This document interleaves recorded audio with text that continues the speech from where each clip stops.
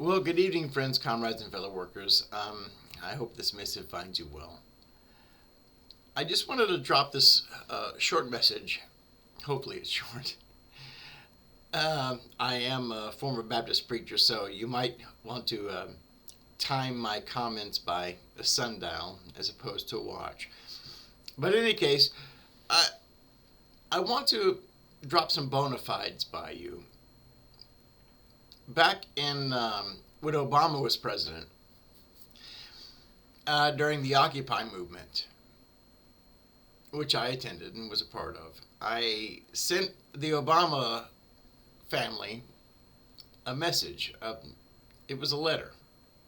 It was an Easter wish for them. I wish them peace, and I wish them well. And I expressed to President Obama at the time that he could be remembered as the president that gave the United States back to the people. Or he can go down in history as just another notch in the neocon chain. Well, I think we all know what happened there. But I think many of my friends and comrades who opposed me politically would have agreed with what I said. That there is not near enough attention paid to the working people who actually make this country something worth living in.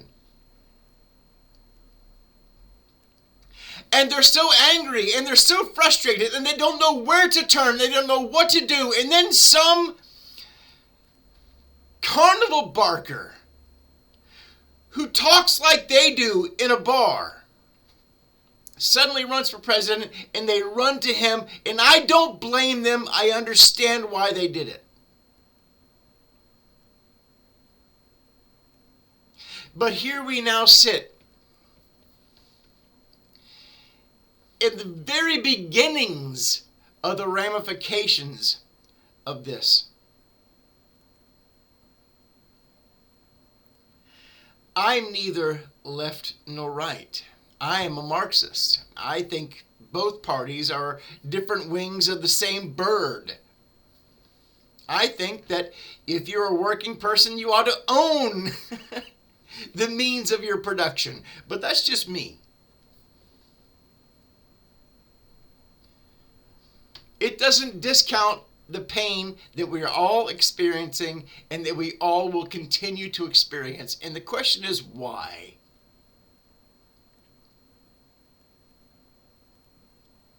The question is why? And the answer is simply this, that the people you put in office are subservient to the billionaire class. And it wouldn't have mattered, frankly, if it was Kamala Harris. Donald Trump is a different story. He is a different story altogether. But the truth of the matter is they're all part of the corporate class. The difference between the Republicans and the Democrats is kind of like this. You're going down a roller coaster and there's a broken track. The Republicans, full steam ahead. They don't care. As long as the front cars make it across, they're fine. The Democrats, on the other hand, are the kind of the ones who want to pull the brake. They want to slow things down a little bit so folks get used to the abuse.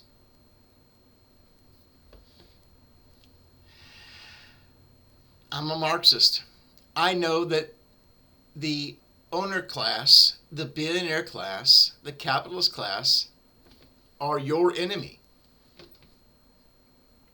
And here's the funny part. They know that you're their enemy.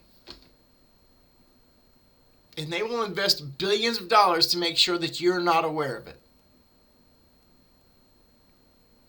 But I guess the point of this missive is to tell my friends, comrades, and fellow workers that I'm just not some Democrat operative. I'm not some leftist apologist. I oppose both parties. when they oppose the people. If the Republicans have an idea that supports and does good for the people, I'll support that. But that doesn't happen very often. And sometimes, every once in a good while, the Democrats will have a policy that helps the working class. I will support that. But my mission right now, as a Marxist, is to try to mitigate the harm that both of these parties will do to you.